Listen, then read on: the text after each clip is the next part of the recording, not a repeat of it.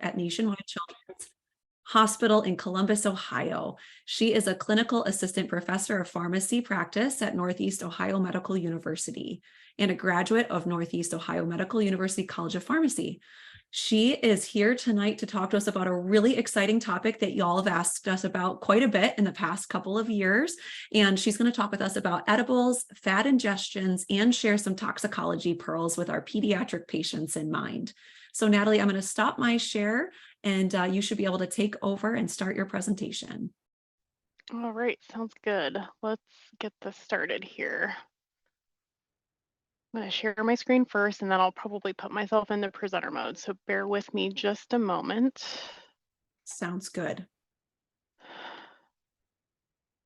And then,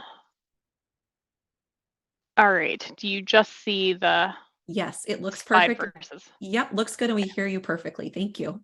Perfect. And if any questions come up throughout the chat, Sam, you're more than welcome to stop me just because I'm not going to be able to see that. So you're more than welcome to we will let me actually, know. we are actually going to moderate for you. Got a whole team of us. And at the very end of your presentation, if you want to give like about 5 or so minutes, we'll field all those questions to you. Sounds good. Thank you. Thanks. All right, everyone. Well, I hope to deliver on that nice introduction that Sam just gave me. So thank you guys for having me. Hopefully you'll find some useful information. I'll jump right into the objectives here so we don't waste any time. I know that when I was asked, they said, to come up with 3 or 4 objectives, and I somehow came up with 5. So I apologize for that, but I promise it'll all be good information. So a couple of things I want to do first. We'll describe some poisoning statistics for the U.S. and the role and the capabilities of the Poison Center. I want to make sure that you're able to differentiate between common toxidromes and poison patients. We'll review the toxicology of THC, edible products in pediatric patients specifically. We'll talk about a few fad challenges that have been seen on social media, and then we'll review some other common pediatric drug intoxicant exposures. So we'll jump right into objective 1, going over some of those poisoning statistics in the US. This is a report that's published every year by a group of Poison Center leadership. So for the 2021 annual report, it takes a lot of time to compile these reports. So I think this specific one is over 200 pages of data. So if you have any kind of questions about a poisoning statistic, what substances are most common, there's all kinds of information here for you. So this is published by America's Poison Centers. And just to give you a little bit of background, we have averaged around 3.4 million encounters annually since the year 2000. So that results in about 1 human exposure reported to a poison center every 15 seconds. So we do stay quite busy across the US. And the other big thing I wanted to point out is that nearly half of all of these exposures that get called into poison centers are children under the age of 6. And because that's so common, I think it's a common misconception that really all poison centers handle is ingestions in kids or exposures in kids, but we do get all kinds of phone calls from hospitals. We get a number of phone calls from EMS. So just wanted to put that out there for you. All 55 poison centers across the country upload their data in near real time to this centralized database. So on average, this occurs every 5 to 8 minutes. So that allows us to collect data, and then we can find hazardous products quickly. We're able to follow trends and detect chemical or bioterrorism or other events of public health significance potentially. So a lot of data that we can look through, lots of good information there. So I'm going to point out a few specific things for you. So one of the things I like to mention is that one of the things that this report tracks is the reason for exposure. So what you see here is that a solid 75% of these exposures that are reported to us are unintentional. So if you think about kids getting into unlocked cabinets, mom's purse, anything that's just left out in the open, that's going to be a big number of the calls that we get. We also do get a number of intentional phone calls, around 20% of those. So just wanted to call your attention to both of those there. Here I have another couple of charts for you. On the left-hand side of the screen, it just shows you the number of substances involved in human exposure cases. The most common most commonly we'll only have one substance involved in that exposure, and a lot of those, you can see there, about 43% of those end up being a fatal exposure. The other thing that's not depicted on this here is if you start to link the reason for the ingestion, so if you start thinking about intentional exposures, you'll see that if someone is trying for self-harm, they use one substance, they use a lot of that substance, and those are obviously going to be more fatal versus a child that's kind of just exploring their environment, putting something in their mouth, a small amount of it. Those tend to not be fatal there. If you go to the rest of the report, this is just a snapshot, but this goes out and gives you some data up to, I think, maybe 9 substances, but wanted to give at least a screenshot of that there for you. On the other side is the site of management. So like I mentioned, we get a lot of phone calls to the poison centers about, every 15 seconds, a poison center is getting a phone call. While it seems like a lot of cases that we manage annually, the really nice and somewhat comforting thing is the fact that a lot of these, you can see, these are managed on site at a non-healthcare facility. So one of the things we do try to do as a poison center is to try to keep patients at home that can stay at home, and then send patients in to the ED when it's actually necessary. That way we're trying to avoid unnecessary emergency room visits, unnecessary calls to EMS, so that you guys can take care of the really sick, ill patients. And then lastly, in terms of statistics here, I wanted to show you some stats on pediatric exposures versus adult exposure. So pediatric patients under the age of 5, you can see the most common substance that's involved in these exposures are cosmetics, personal care products, household cleaning substances. So just think, kids, especially little ones, they get into things that they have access to. So if they're around mom's purse, or they can get in a diaper bag, if they can get into a cabinet that's unlocked, low to the ground, makes sense that these are the most common substances that we see.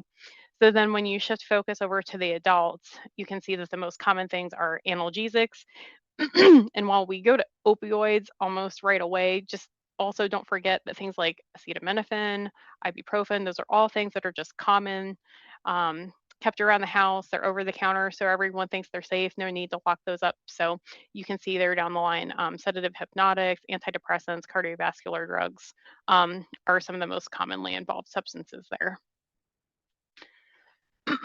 I wanted to give you a little bit of information about our poison center specifically. So within Ohio, there are 2 poison centers. We are located in Columbus, out of Nationwide Children's Hospital, and our center manages about 37,000 exposures a year. And that's just specifically exposures. That does not account for all of the different kinds of calls that we get. Our center is staffed with specially trained nurses and pharmacists. There is a national SPI, or specialist in poison information certification, and that requires that individual to have worked 1,200 hours in a poison center and have managed at least 2,000 human exposures before they're allowed to sit for this exam. And then that's an exam that they take every 7 years. So there's no CE that you can do in the middle and between that. You just have to retake that exam every 7 years. Poison centers are staffed 24/7, 365. Again, it is a public service that's free. Members of the public can call us, ask us about drug information questions or potential exposures. But we also do serve professional callers, which includes all of you, and the EDs that you bring patients to see. So the nice thing is we have consultation with a board certified medical toxicologist readily available. And we work by using a national phone number that should most of the time be routed by the caller's location and area code. Every now and again, the routing is a little bit not accurate, but for the most part, if you call the 1-800-222-1222, you should get the poison center that is closest to you. And then briefly, the Central Ohio Poison Center, we cover 64 of the 88 counties in Ohio. Which looks kind of wonky from a distribution standpoint. The Cincinnati Center covers the other 2 areas in blue, or periwinkle there, whatever you'd like to call that. And it does look a little bit uneven, but from a population standpoint, it is split pretty evenly for us. So that's a little bit about the poison center world, and I'm going to jump into our next objective. So we'll talk about some different common toxidromes in poisoned patients. These are the ones that I'm going to cover here. This is not an all-inclusive list, and I don't know that everyone would necessarily consider serotonin syndrome a toxidrome per se, but I think it would be important just to give you guys some background on that. So we will start with my favorite toxidrome, which is the anticholinergic toxidrome, or the antimuscarinic toxidrome if you want to be a little bit more clinically accurate there. The graphic that you see here, there is a resource called Tox in a Box. It's a little bit older. It's a bunch of flashcards for toxicology, and they have a lot of really great infographics. And just anytime I think of this toxidrome, I actually think of this picture. So a couple of things I want, or we'll run down through this list. These are probably some features that you've heard before: the dry as a bone, red as a beet, hot as a hair. And I want to just pull your attention to a couple of things. So dry as a bone is going to be dry mucous membranes, dry skin as well, so they're not going to be sweaty. Red as a beet, their skin will be flushed. Hot, they're very hyperthermic, or can be. Mad as a hatter, can refer to a couple of things. So that could be altered mental status, to the point that they're very agitated, very difficult to control, like danger to you, danger to themselves. But they can also be very pleasantly agitated, to where they kind of have that, they're kind of staring off into space and they're just picking at things out of the air. So just keep that in mind. I think the term for that is actually called carflosia, that limp picking behavior with some delirious states. But the Mad as a Hatter, just for fun, that comes from mercury toxicity. So hatters back in the day would use mercury when they were making hats. And so they would develop some chronic mercury toxicity, and that's where this Mad as a Hatter thing came from. Blind as a bat is another feature of the anticholinergic toxidrome, and classically this refers to mydriasis or dilated pupils.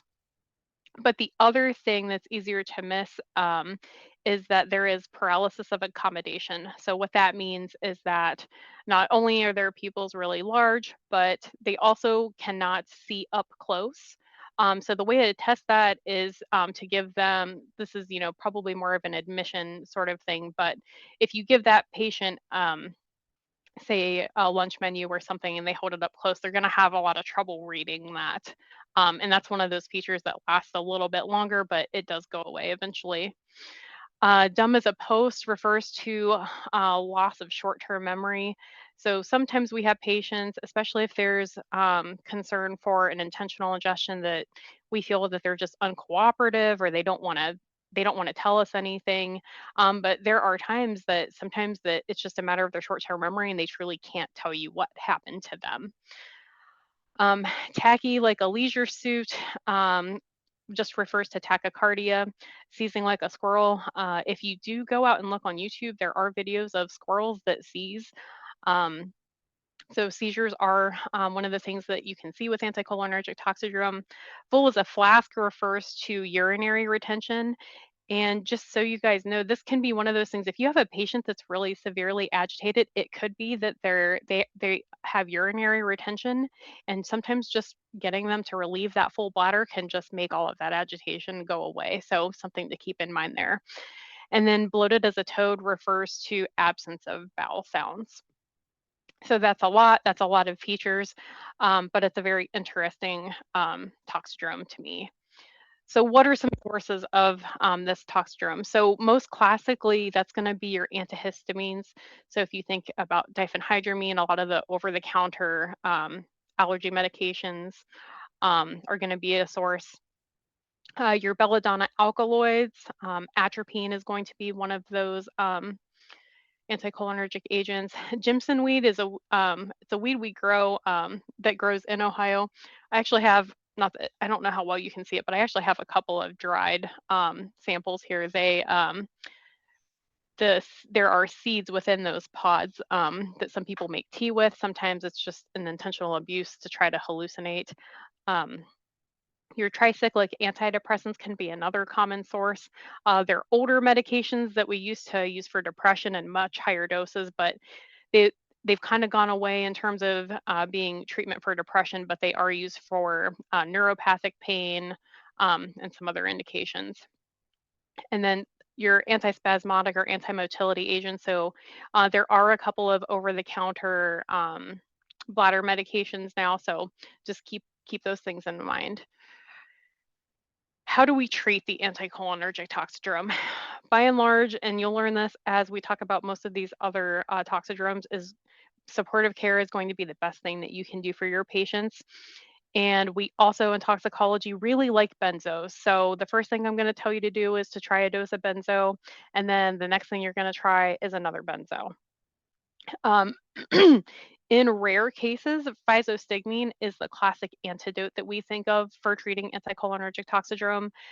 The risks there are bradycardia, and if this is a TCA or a tricyclic antidepressant overdose, there is increased mortality associated with the use of physostigmine.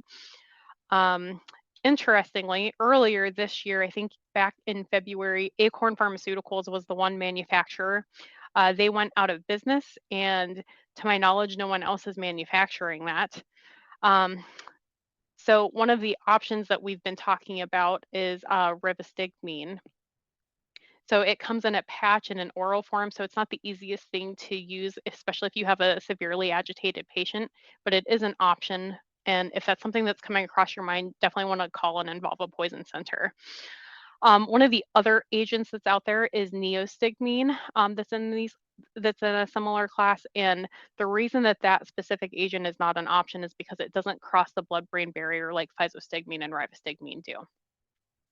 The fun thing is when I was looking at this earlier, so I'm telling you that it's not available, don't really worry about physostigmine, but just kidding. A couple days ago, it looks like there is going to be a source that we can import physostigmine, so it may be coming back and it might be something you'll hear about. So just wanted to be all inclusive there for you. Next, we'll talk about the cholinergic toxidrome. So just think of the opposite of what I just talked to you about. You can see here this unfortunate gentleman. Again, these pictures come screaming into my mind whenever I'm talking about these toxidromes or thinking about these toxidromes. So the classic mnemonic that you can use to think of the features of this toxidrome is dumbbells.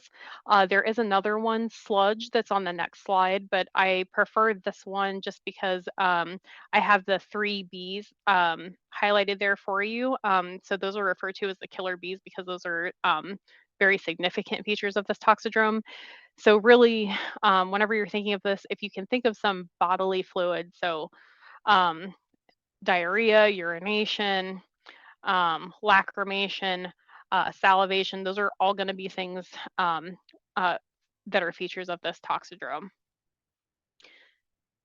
As I mentioned here, sludge is another way that you can try to remember this. So if you look there, you'll see a lot of similar features. They're just listed slightly different. Salivation, lacrimation, urination, defecation, GI distress, emesis, and again, you have to add those killer bees there at the bottom, the bradycardia, bronchuria, and bronchospasm.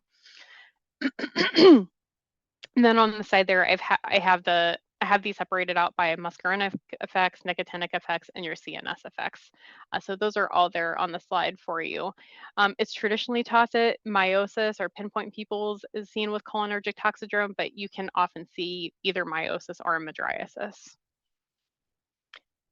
Your common sources of cholinergic toxicity are classically going to be your organophosphate and carbamate insecticides. Nerve agents, which are less of a concern for us, so your sarin, soman, and taban nerve agents are classic sources of this.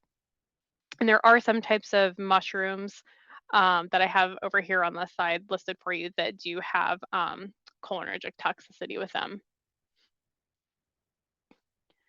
Treatment is going to be decontamination. So one of the things, we had a pesticide exposure, I think in the last year or so, that I thought it was important to talk to this EMS group about specifically.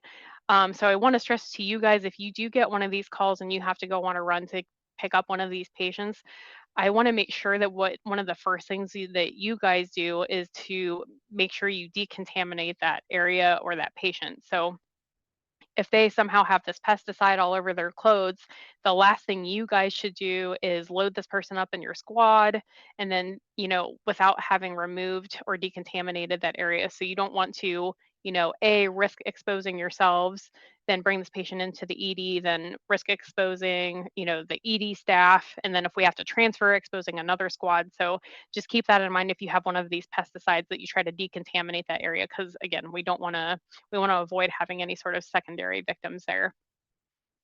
Atropine is going to be your classic antidote, and it may require high doses, even to the point of using a continuous infusion. Very rare, but it can happen. And then for your organophosphates, your other antidote that we'll be using is pralidoxime or 2-PAM. If you have seizures or fasciculations, benzos is going to be our antidote there. All right, so now we'll talk about the sympathomimetic toxidrome. So the common features that you'll see for this are anxiety, diaphoresis, hypertension, hyperthermia, mydriasis, seizures, and tachycardia. Again, treatment for this is going to be classically supportive care, but we'll get into, actually, let me go back to that for a second. So just think IV fluids for hydration. Make sure that you're monitoring for rhabdomyolysis with these patients, especially if they're very hyperactive, like their muscles are going constantly, they're tremoring a lot. You want to make sure that we're keeping an eye on their CK. Again, you're going to want benzos, and you can use benzos for anxiety, agitation, hypertension. And we also want to make sure that we keep an eye on the patient's temperature, because hyperthermia can be life-threatening for these patients. Common sources here are going to be cocaine, amphetamines, PCP, caffeine, bath salts, and other novel psychoactive substances.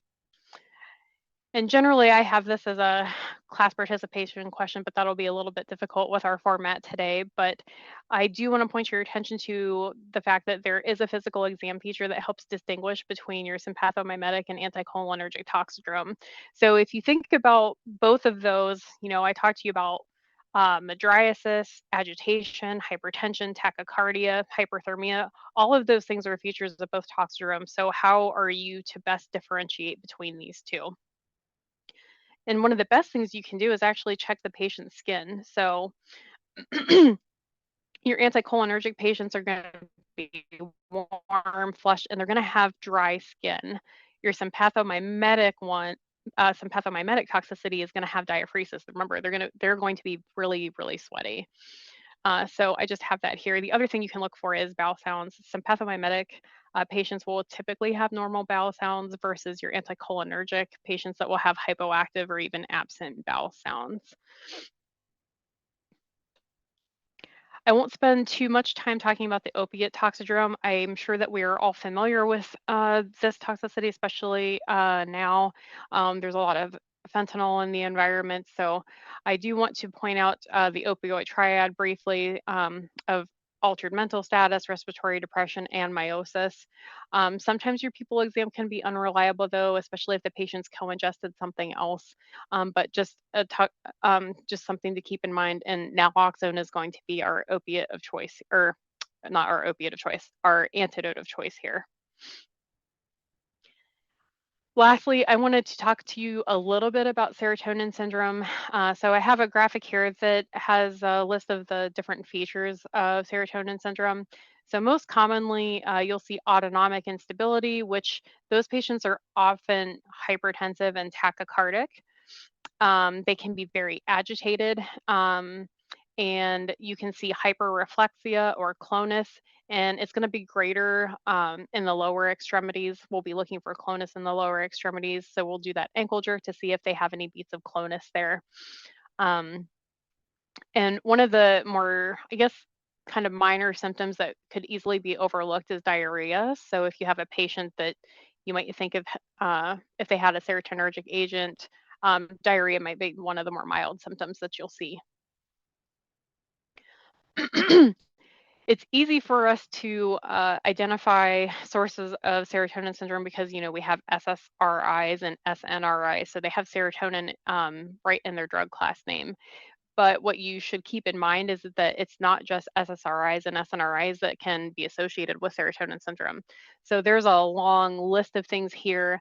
There's some antidepressants, there's other antidepressants, but some of your anticonvulsants like valproic acid, your analgesics will have some serotonergic activity, specifically fentanyl, tramadol, your triptans for migraines, and there are some other antibiotics too. Linezolid is one of those.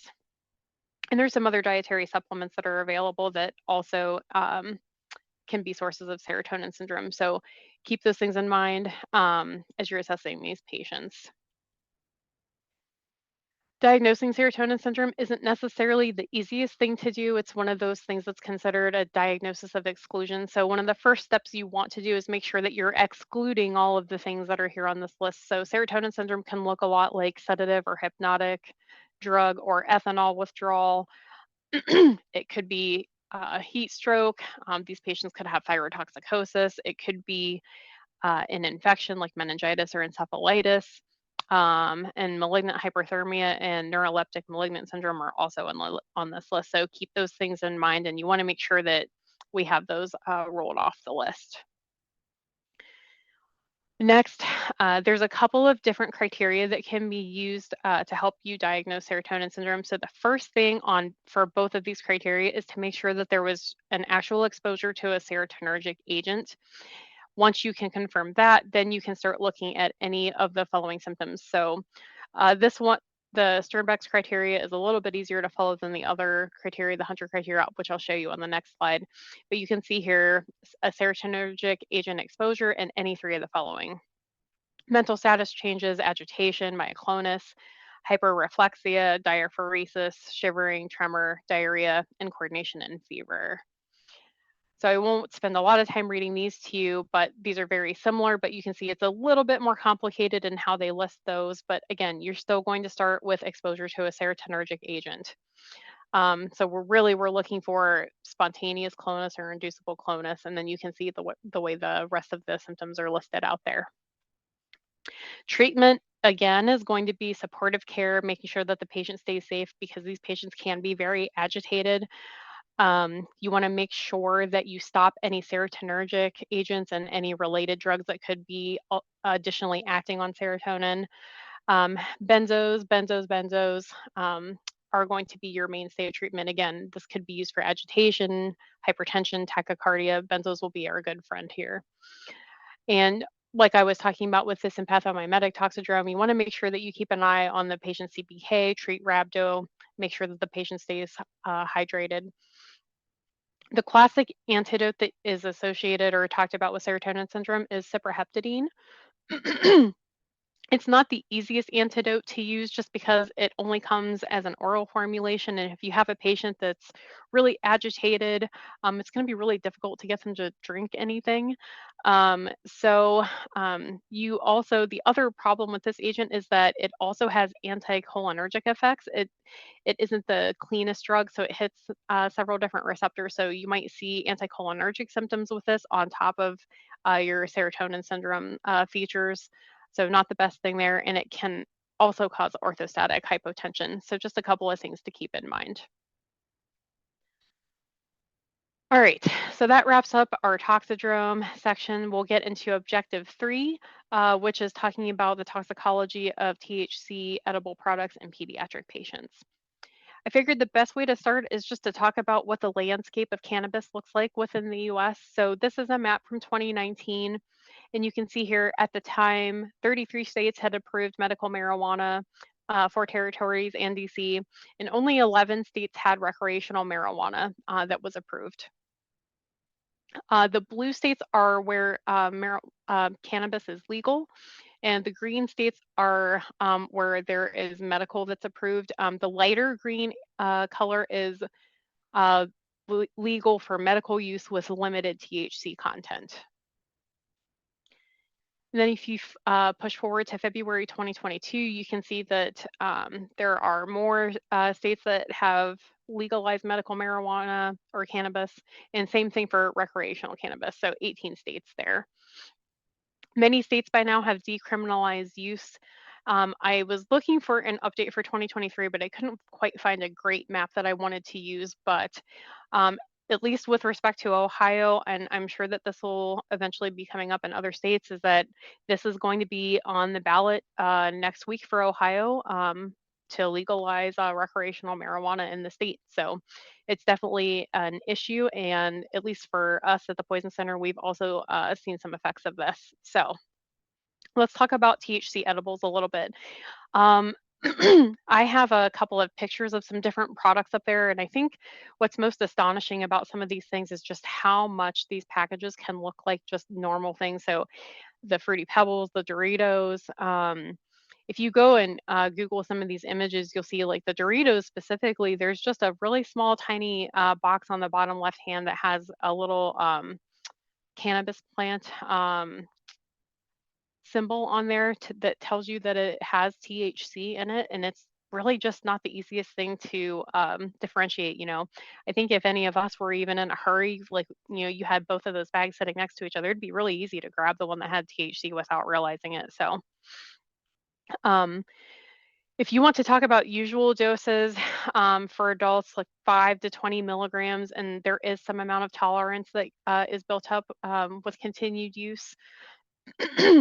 um, some of the signs and symptoms that you might see are tachycardia. Um, Sometimes it's just sedation, but that sedation can actually progress into coma. And depending on the age and the amount that was ingested, especially for kids, we can also see respiratory depression that progresses to a point that we do need to intubate and put these kiddos on a ventilator. So again, legal, medical, and recreational THC products are increasing, and these product concentrations are really high. Um, and again, you might see some severe manifestations. The other thing you have to keep in mind, depending on the source of the product, is there might be contamination with fentanyl in some of these products. So that is another concern to keep in mind. So again, these exploratory ingestions, particularly with younger kiddos, are becoming more and more common. They tend to occur later in the day. What's scary about these is that the peak absorption can be delayed up to 4.5 hours. So this could be a kid, your inclination really, you might go out maybe an hour after they've had one of these products, and the kid looks good, they're fine, they're awake on alert, but again, this absorption can be so delayed, and then you get into trouble 4 or 5, 6 hours later. So at least for our Poison Center here in Central Ohio, we refer in all kiddos for observation. We're watching them for coma, respiratory depression. Depending on the situation, social services might get involved. So these can be concerning. I just want to make sure to reiterate that these products, again, they're very concentrated. So if you think about some of the edible products that are out there, I think I've seen Nerds ropes that are 400 milligrams total for the entire rope, and they're meant for adults. They're meant to just take a small piece of the rope and all of that, or eat one gummy bear out of the package. Now, if you're a kid and you see this kid or this package of gummy bears, I mean, I don't know about you, but I don't think that they're going to eat just one, especially if it looks like any other candy that they've seen or had before. So it's very likely that they'll eat, 5, 10, however many are in the package. And that's where the younger kids with really high doses can get themselves into trouble pretty quickly. So keep that on your radar. It's depending on how the election goes, it's very possible that we'll see an increase in these exposures. So don't be surprised if you get more calls about these as well. Objective 4, I think, was one of the big topics that was requested by the group. So we'll talk about a couple of fad challenges that have been seen on social media. I struggled with which ones to include just because there are a number of different ones. So I wanted to talk about some of the more recent ones that we've encountered. So the one chip challenge, I personally don't know why this would be a fun challenge. So it wants you to eat just one extremely hot tortilla chip and then wait as long as you possibly can before eating or drinking anything else. Most recently, this was made from 2 of the hottest peppers in the world, the Carolina Reaper and the Naga Viper. And you can see here, I think recently there was a death in a teenager from this challenge specifically. It's been on social media since 2021, so it was there and it kind of went away, but it's been recently popular again. Um, and the peppers that they include can vary year to year. They've used Sichuan and scorpion peppers in years past, but most recently I've seen the Carolina Reaper and the Naga Viper. The substance of concern in this challenge is capsaicin. So capsaicin is a substance that's found naturally in peppers, and it's also the active ingredient in pepper spray, bear spray, and it's measured in Scoville heat units. So just for perspective, your typical jalapeno pepper ranges anywhere from 2,500 to 8,000 Scoville units. The Carolina Reaper has 1.7 million Scoville units. Just to put that into perspective, I'll let that sit there for a moment, but there's a massive difference in how hot those peppers are. The risks here are extreme irritation to your mucous membranes, so your mouth, your eyes, significant nausea, vomiting, abdominal pain. And then with larger doses, you can see allergic reactions, especially if a patient has any kind of other comorbid or pre-existing conditions. You can see heart palpitations, esophageal damage, chest pain, respiratory distress, and heart attack. So what can we do for these? I mean, really the big thing is making sure that, wash your hands. So if you get capsaicin on your hands and then you touch your eyes and then you touch your mouth, you can get yourself into even more trouble. So if it gets in the eyes, we'll just do general eye care there. So we'll do a solid 15 to 20 minutes of eye irrigation. For throat and mouth irritation, milk is going to do a better job of relieving pain and that burning sensation than water is. And really with this challenge, prevention is going to be key. I'm sure some of you have some kiddos or teenagers at home that are on social media a good bit. So really just talking to kids about the dangers of peer pressure. And really, at the very least, this challenge, I mean, is going to make you feel just downright dreadful. So why bother to do that? And that's just going to be the least of your worries. So again, even if everything goes well, you're going to feel terrible if you do this challenge. And then, if you're unlucky, you can have some of these other more significant problems like I talked about here earlier. Another concerning challenge that's come up is the Benadryl challenge. I'm sure earlier in the year, some of you might be familiar with the story. It did make national news that there was a 13-year-old that died in Ohio after participating in this challenge.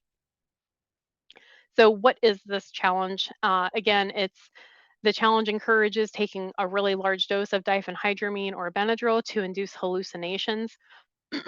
Diphenhydramine is a really common medication. It's in a lot of over-the-counter. It's an over-the-counter antihistamine. So again, it's readily accessible. It's used to manage allergies, cough and cold symptoms, and it's commonly used as a sleep aid as well. So very similar to acetaminophen or Tylenol. It's in a lot of different products. I think there's ZQuil now. If you do something with cough and cold, it might be one of the medications that's in the mix. So very, very common, readily available. The side effects that you'll see are in line with that anticholinergic toxidrome that I talked to you about earlier. What's concerning with diphenhydramine specifically is that in really high doses, diphenhydramine can act as a sodium channel blocker. So you'll see QRS prolongation on the EKG, you can see seizures, and again, as you saw on those headlines, this can progress to death. I've got that little anticholinergic feature up there in the top right corner, just as a reminder of some of those features. The last challenge that I'll talk about is the Tide Pod or Laundry Pod challenge. This one's been around a little bit longer. But these pods have really highly concentrated laundry detergent in them. They are pH neutral, but they can cause caustic burns of the eyes, mouth, pharynx, airway, and the GI tract. They can rarely cause coma. And it's not entirely clear what the mechanism of this is. Most likely, it's the potency of the chemicals that are packed into that little tiny pod. So if these patients are symptomatic, we'll want to consider early endoscopy for them. So just keep in mind if you go out on one of these calls and you have a kid that's continues to vomit or have symptoms, you might have a look in their mouth and their mouth looks okay. Just keep in mind that just because their mouth looks okay, say they've swallowed one of these entire pods, that doesn't rule out a deeper injury, like lower in the GI tract, so down in the esophagus or down in the stomach. So if kiddos remain symptomatic, we'll send them in and they may get scoped. I do want to point out, though, that interestingly, the dishwasher pods are another thing that we commonly get phone calls about. Those aren't as concerning as these laundry pods are. The dishwasher pods, usually a kid will take a bite out of that, and they usually have a little bit of vomiting, but that usually resolves and we can manage them at home. But I just wanted to make sure that I pointed out that there was a difference between our dishwasher pods and our laundry pods. Okay, I've got a few other common pediatric drugs and toxicant exposures I wanted to review with you just for completeness. Of course, I could have included a lot of different things, but I wanted to point out some of the more concerning ones to you. So buprenorphine is the most common exploratory opioid ingestion in kiddos under 6 years old. It was approved in 2000 as a methadone alternative, and it's often combined with naloxone. So the probably most recognizable brand name is Suboxone.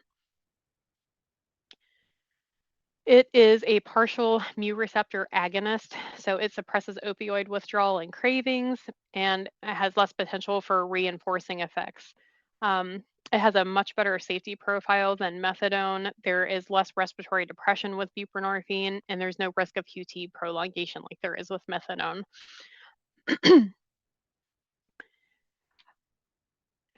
So let's talk about the pharmacology of buprenorphine a little bit. So at therapeutic doses, it has near complete occupancy of the mu receptor. It has very high affinity. So whenever buprenorphine binds to a mu receptor, it gets on there and it holds on really, really tight, and it takes a really long time to let go of that receptor. But it's also referred to as a partial agonist and an antagonist. So it is an agonist specifically at mu receptors, and it binds tight. And then it's an antagonist at the kappa receptors, and it's thought that maybe this is what helps prevent the opioid-related dysphoria and psychosis. So just keep in mind here, the antagonist is at the kappa receptors. The antagonist piece of, say, Suboxone doesn't refer to the naloxone here. The naloxone was added to buprenorphine to help prevent diversion, because if you take the Suboxone tablet, you crush that up and you try to inject that, IV abuse is going to lead to acute withdrawal. So really, again, naloxone was just added just to prevent diversion or abuse of it. If you take naloxone orally, it's almost completely metabolized during its first pass through the liver, and it really has virtually no effect on the efficacy of buprenorphine. Doesn't help an overdose either, but when it's injected, it can induce withdrawal. If you see here, here are some of the clinical implications that I refer to with the partial agonist. So buprenorphine is generally considered to have a ceiling effect on respiratory depression. So you can see this graphic here compares buprenorphine in the orange to the full agonist methadone with the red. And you can see there, as the dose increases over to the right, you can see that the effects of buprenorphine kind of level off, taper off, and that's what that ceiling effect is. Whereas with methadone, the more dose you give, you get more and more and more effect. Now, what you need to keep in mind here is when I'm talking about these effects, I'm talking about adults, but not kids. For whatever reason, we're not really sure why, but there is a different response in pediatric patients. So the ceiling effect, assumed to be present in adults, it's just not there in younger children, especially the toddler age and below. Not really sure why that's the case. But this might be something that many providers aren't aware of, because this is a unique complication in children. So if you look, smaller doses of buprenorphine can have a really large impact in kids. Fatal respiratory depression is definitely possible, and symptom onset can be very delayed here. There's also many hurdles to diagnosing exposure with pediatric patients. So most of your urine drug screens are going to be negative. it's a common misconception that the sensitivity of urine drug screens can detect buprenorphine. You have to have a specific assay for that.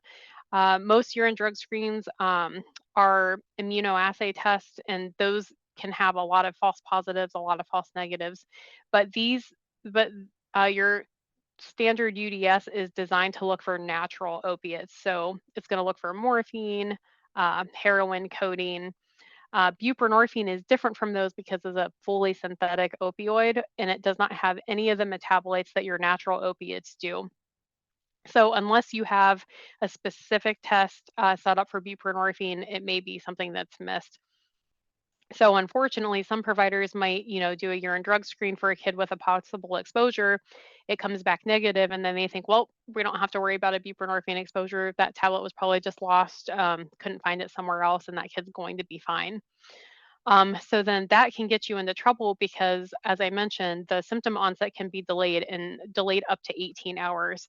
We've had a death in a kiddo with doing fine, and then 18 hours later ended up declining and dying. So keep this in mind. We'll watch these kiddos for a much longer time.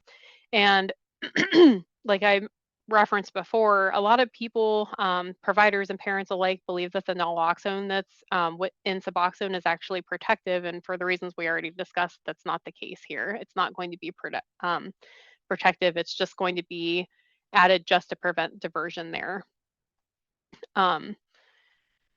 So we could probably spend another 15 or 20 minutes just talking about complications and false negatives with UDS, but I don't think we have the time to do that today, and I want to make sure we get through some of the rest of these.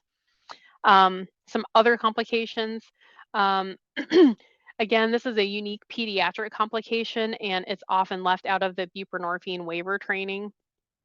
Again, parents think that it's a safer drug, and studies show that there's a low rate of parental education on this. So the physician education that's required for being able to prescribe buprenorphine to patients just really doesn't include any sufficient information to address this trend of pediatric ingestion. So just something else to keep in mind there. In summary, children, again, can have a very significantly delayed onset and have fatal respiratory depression. That ceiling effect that we see in adults just isn't present in children. Typically, we have a minimum 24 hours of observation for these kids. A lot of that depends on the time they're presenting. But again, the Poison Center can help you or the hospital figure out how long we need to watch this kiddo. And again, it's not necessarily going to show up as a positive on a routine drug test or urine drug test. I wanted to briefly talk about clonidine. It's classically been used to control blood pressure, but lately it has more uses. So it's used commonly to manage ADHD. It's also used for symptomatic management of opiate withdrawal. Your symptoms that you see are hypotension, bradycardia, hypothermia, and interestingly, you also see bradypnea, meiosis, and altered mental status. So make sure that if you see one of these patients that has this familiar opioid triad of symptoms, the meiosis, altered mental status, and respiratory depression, if it's not responsive to naloxone, it could be a clonidine exposure. So one of the things you can consider is high dose naloxone. There's some studies out there. I think one of the good ones to read is called Dose if you look for that. But there is unclear efficacy there. And when I say high dose, I'm talking 10 milligrams, 15 milligrams, 20 milligrams, I think is the highest dose one of our toxicologists here has used. So just keep that in mind. It's going to be unclear efficacy, but something, if your standard dose of naloxone isn't working, this could be something that's complicating the picture for your patient. Ethanol is something I'm sure we're all familiar with, the symptoms of inebriation, CNS and respiratory depression. The concerning finding for pediatric patients is hypoglycemia, especially if that kiddo has fasted and hasn't eaten. The other thing is that ethanol can mask or delay the effects of methanol and ethylene glycol toxicity. Again, for ethanol specifically, it's going to be supportive care, and we'll just want to watch blood glucose closely, especially in a toddler. Sulfonylureas are another common medication. These may require overnight or 24 hours observation, again, depending on the time that they present. These kiddos will keep a very close eye on their glucose. So we'll check Q1 hour for 8 hours, and then hopefully we can space that out to Q2. Your antidotes here will start with dextrose. And if you have a patient that has refractory hypoglycemia, we can use octreotide to help with that. Last thing I'll talk about are the hydrocarbons. Your common sources of these are your lamp oil, gasoline, goo gone, and lighter fluid. The big risk with these different products are aspiration. So we want to make sure that we're avoiding GI decontamination with these products. Definitely don't want to ask them to try to vomit or anything. There isn't anything I can think of that we want to encourage a patient to try to vomit at home. Generally speaking, you're going to end up causing more harm than you are good. If you do have a hydrocarbon exposure, you can expect to see fever from this, but that fever comes from tissue damage and it's not going to be infection. That's not to say that you can't develop a pneumonia later on after that, but just keep in mind we expect to see fever if we have an aspiration of a hydrocarbon. There isn't really any role for early steroids or antibiotics. If there is any CNS depression, we'll want to protect the airway early. And again, fever is an expected effect that we'll see here if there's an aspiration. But again, we'll keep an eye on sputum, making sure that they don't develop a subsequent infection. Hydrocarbons have several properties that make them a risk, that can make them a higher risk for aspiration. So if it has a low viscosity, so if it's thin and runny, that makes it more likely to aspirate. If the hydrocarbon has high volatility, so it evaporates easily, so think you can swallow this. The patient can burp, and then it releases those vapors, and then those vapors can be re-inhaled and just continue to have exposure there. And then these products will have low surface tension or high creep, meaning it just spreads out easily. So if you start to drink it, it can go down the esophagus, but can easily just spill over and creep down into the lungs. All right, that was a lot of information. So in summary, history is going to be one of the most helpful things you can do.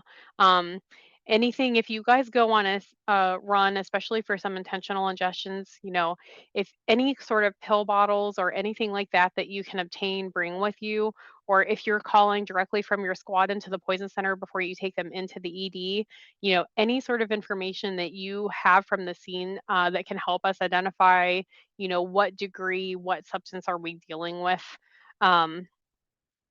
Any of that information is going to be helpful. Have a look around the room, take a look at trash cans, look to see what other medications are in the house that a patient could have possibly have gotten into.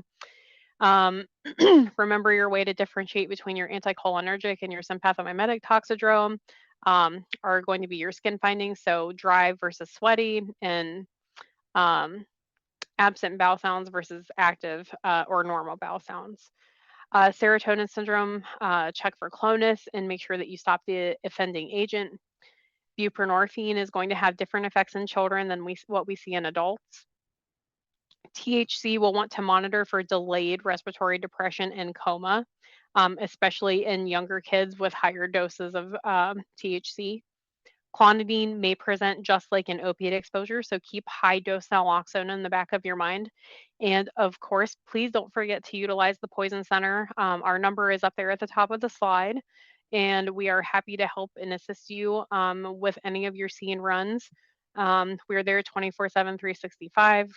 You have ready access to specially trained nurses, pharmacists, and a toxicologist if the situation deems it necessary. So with that, this is my frequent little helper, Hudson. I will take any questions. I will go ahead and stop sharing. Actually, I'll just take it out of presenter mode and just leave my last slide over here. Hi, Natalie, it's Vicki. I'm the Iowa EMSC program manager. We do have a couple of questions. One is, Does a THC vape pen present the same danger as edibles, and how fast typically does it reach its peak? I don't have a specific number for the peak off the top of my head, but those those vapes are also very dangerous because kind of like if you think about the nicotine vapes as well, you have a small amount that's very, very concentrated.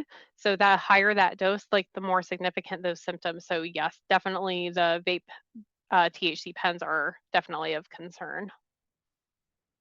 Not a related question. Then with regard to the nicotine vape pens, are those also dangerous for kids? Yes. Similar reasons. Nicotine is, especially for younger kids, of course, they've made them with really attractive flavors and they're nice smelling and all of that, but those products are very, very concentrated as well. So a small kid can get a very high dose very, very quickly. And, those situations can get bad pretty quickly as well. So yes, also dangerous for kiddos. So really, if you go on any of these runs, really, it's just really explain to parents or caregivers with children that it's really important to keep all of these products up high, out of reach. Kids like to mimic our behavior. So if they see you using a vape pen, if it's left out unattended, well, I'm going to look like mom or dad or my cool uncle, whoever's around, and I'm going to grab that vape pen and I'm going to do the same thing. And they might mistakenly um, drink from that cartridge instead of just inhaling from it. So keep that stuff up out of the way in a lockbox if possible. Can you talk about the importance in certain poisonings of doing a 12 lead as a pre-hospital provider? Hmm. There are some things that come to my mind. So tricyclics are going to be one of the first things that you'll see if you have a significant ingestion. You can see that QRS widening from sodium channel blockade. Mhm. Bupropion is another really, really dangerous one. If you have any exposures to bupropion, specifically the XL formulation, you can get really significant QRS prolongation and seizures with that one. So that one's definitely like if you hear that on your scene call, like that's going to be one that's like, oh, I'm going to be a little bit more nervous for that one. And what can you tell us about the greatest pre-hospital error when it comes from kids and poisonings? The greatest error. Um, we have had a couple of times where we get a phone call from I think a parent and they've already called a squad out and we've had one of these edibles where the squad told them they're like, oh, all they're going to do is just give the kids some fluid so you don't really need to go in. And I Mhm. think that that's probably one of the scariest things for us to hear is, these symptoms are really hard to predict. We don't know which kid is going to have a really significant event or go into a coma or, need mechanical ventilation support. Um, so really when in doubt, it's better to take a kid in, watch the kid for a few hours, make sure that nothing really bad develops, because then if we wait and the badness happens when they're at home and maybe mom or dad isn't keeping a super close eye on them, they go down for a nap or something like that, then you can, you find them hours later and then you have a problem. So Mhm. definitely take the edibles seriously. Um, Call poison control if you ever have a question, whether you think it's a silly question or not. We're happy to help you triage like we can reassure you what can stay home and what definitely needs to go in. That's great. One last question, and then there are a couple other questions in the Q&A that we can answer later on post Sure. symposium. But if you need to give activated charcoal via NG tube, is there a suggestion on size? I think size of the tube. Oh, Nope. that's something I might have to look look at a little bit closer and get back to you on. I will say that for activated charcoal, um, I know the question is about an NG tube. I'll look into that for you.